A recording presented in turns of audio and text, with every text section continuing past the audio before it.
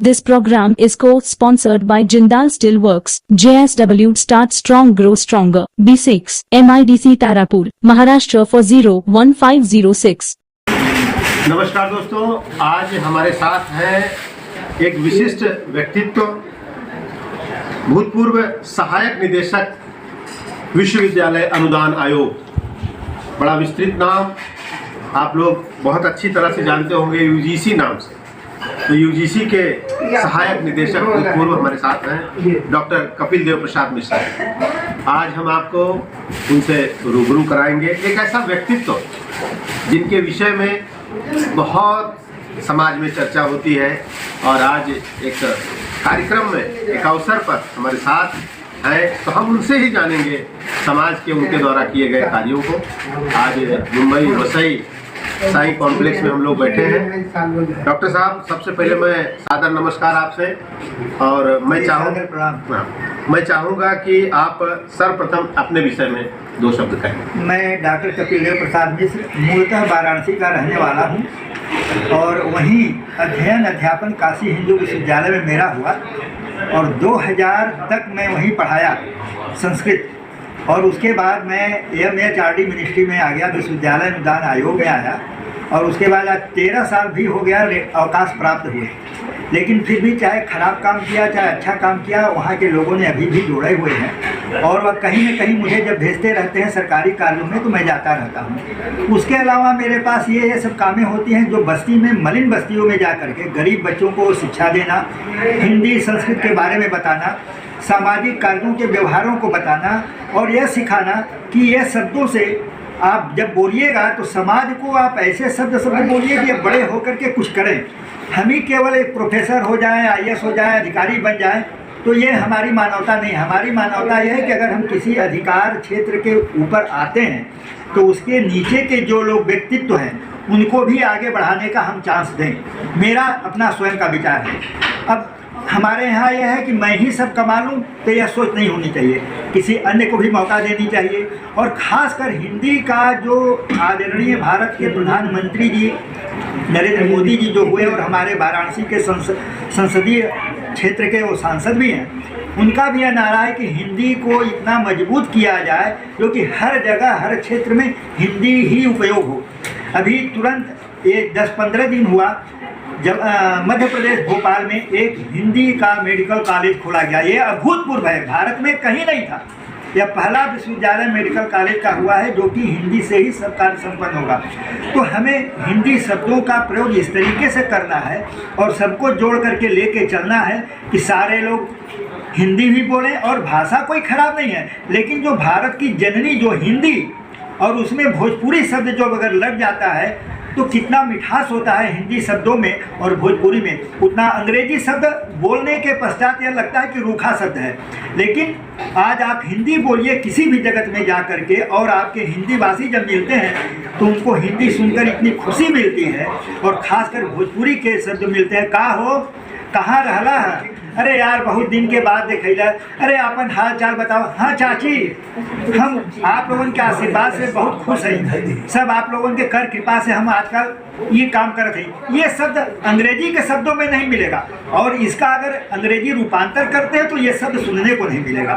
भारत में मेरा आप सभी लोगों से अनुरोध है कि जितने बुद्धिजीवी वर्ग हैं सब थोड़ा थोड़ा समय निकाल करके गरीब बच्चों को जो अशिक्षित हैं उनको शिक्षित करके उस कुर्सी तक पहुंचाएं जहां तक कि वह पढ़ना चाहें, पढ़ लिख करके वह IAS अधिकारी बने। और वह बनेंगे बशर्ते हम उनको एक सही दिशा निर्देश करें, तभी वो बन सकते हैं। गरीब बच्चियों के विवाह के लिए भी आप प्रोत्साहन देते हैं, सहयोग जो देते हैं। गरीब बच्चे हैं उनको मैं आपके कहने से मैं कुछ करता नहीं हूँ, पता लगाता हूँ। जैसे कि आपने किसी को बताया कि ये बच्चे गरीब हैं, अविवाहित हैं, पढ़ने में बहुत तेज है लेकिन अभाव में पढ़ नहीं पा रहे हैं, तो उनको मैं अपने तरह से पता लगाता हूं। जब सच्चाई पता लग जाता है तो उन बच्चों को मैं स्कूल ले जाता हूं, कॉलेज ले जाता हूं। वहां के वाइस चांसलर, विश्वविद्यालय में जाएंगे तो वाइस चांसलर रजिस्ट्रार से बातचीत करता हूं, अपना परिचय देता हूं और ये कहता हूं कि बच्चे के लिए मैं आपके पास आया हूँ, अपने व्यक्तिगत स्वार्थों के लिए नहीं। तो जहाँ 10,000 फीस लगता है वहाँ 2,000 फीस लगता है, वह भी मैं भरता हूँ।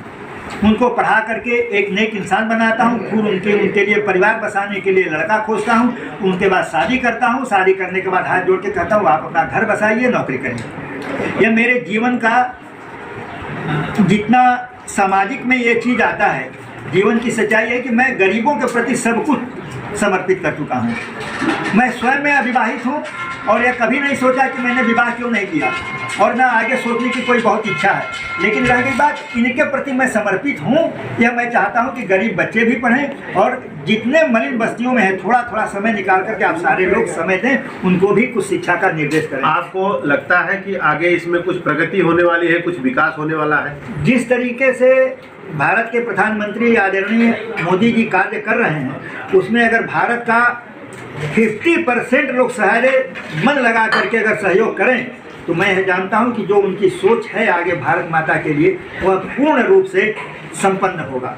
भारत के धार्मिक केंद्रीकरण पे आपका कुछ कहना है? भारत के धर्मस्थल जो केंद्र में जा रहे हैं उसमें कुछ क्या कहा जाए, लेकिन मेरी इच्छा है कि जो भी हो, केंद्र में हो या राज्य में हो, वह एक वैचारिक मतभेद न हो, वहाँ सभी की स्वीकृति को स्वीकार किया जाए जो उचित है। उनका जो वास्तविक स्वरूप है वो बदलाव हो जा रहा है। कई अभी भी आपने जैन धर्म के विषय में सुना होगा, इन सब विषय में कुछ आपका? जैसे कि काशी विश्वनाथ मंदिर की जो उपयोगिता है, जो हमारी भारतीय संस्कृति जो पुराणों में मिला वह पहले से चला आ रहा है, अब उसका वैश्वीकरण करके आर्थिककरण करके उसका विस्तार इस तरीके से कर दिया गया जो कि हमारे शास्त्र को अब वो चीज़ नहीं अपनाएगा, वो इतिहास में नहीं आएगा। अब ये दूसरा नया इतिहास बनेगा जिसमें यह कहा जाएगा कि भारत के प्रधानमंत्री मोदी जी काशी विश्वनाथ मंदिर की भव्यता को इतना प्रदर्शित किए जिसके कारण यह और भी प्रसिद्ध हो गया।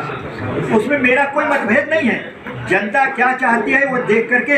अब जनता तो आज यही कह रही है कि आज तक हम लोगों ने नहीं सोचा था कि भारत में काशी विश्वनाथ की मंदिर जो बना है और ऐतिहासिक मंदिर बना, क्योंकि गली गली से होकर के लोग गुजरते थे और सारे गलियों का मकान तोड़ करके वो ऐतिहासिक स्थल बना दिया गया।